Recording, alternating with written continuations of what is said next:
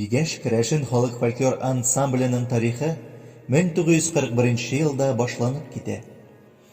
Аның җитәкчесе Камай авылыннан Рашида Шакирова була. Март айында 20 кешедән торган ансамбль атларда Можга станциясенә барып, шуннан поезд белән Казанга смотр конкурска юл тоталар. Уңышлы чыгыш ясыйлар һәм Мәскәүгә конкурста чыгыш ясарга чакырылалар. Анда барыр өчен 70 кешедән торган ансамбль оештырыла. Ләкин Бөек Ватан сугышы барлык булган теләкләрне, максатларны сызып ата. Керәшен фольклор ансамбле үзенең чыгышларын сугыш вакытында да дәвам итә.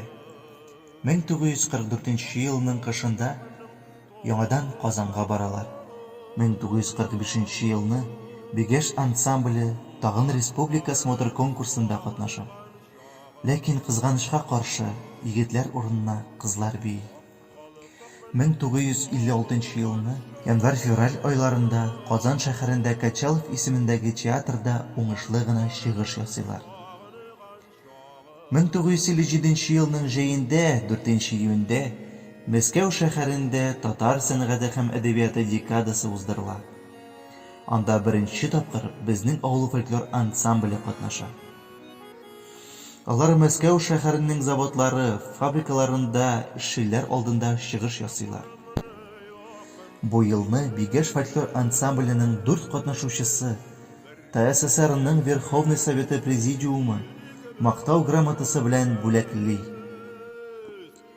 1991 елның 11 сентябрендә керәшен халкының гореф-гадәтләрен һәм йолаларын пропагандалауга 50 ел дәврендә зур өлеш керткән өчен Мәдәният министрлыгы Бигәш фольклор ансамбленә халык җыр һәм бию ансамбле дигән исем бирде.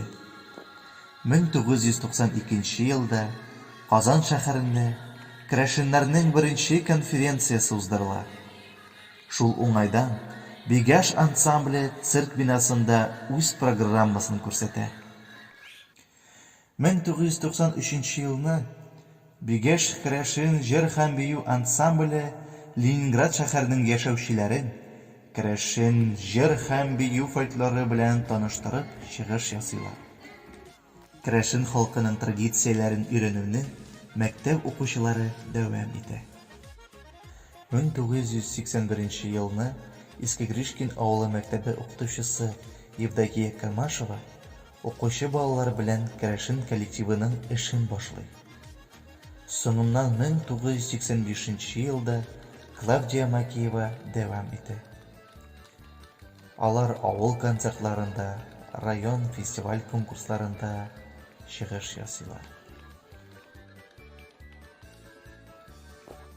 1995 елда балалар ансамбле белән Валентина Мамакова эшли башлый.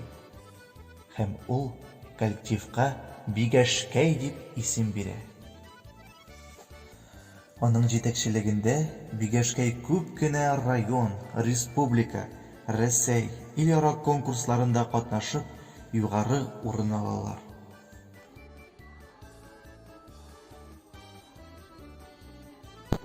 Бигәшнең дә, Бигәшкәйнең дә авыл коллективлары булуына карамастан чыгыш ясау маршрутлары бик зур. Мәскәү, Ленинград, Казан, Чаллы, Ижау, Пермь, Екатеринбург, Турциядагы Кемердә һәм башка шәһәрләр.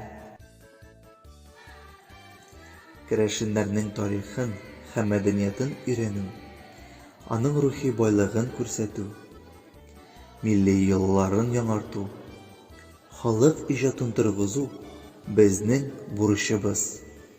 Үз милләтебезнең инҗеләрен бергә туплап, киләчәктә аны тормышыбызга хезмәт иттерү өчен тапшырыйк.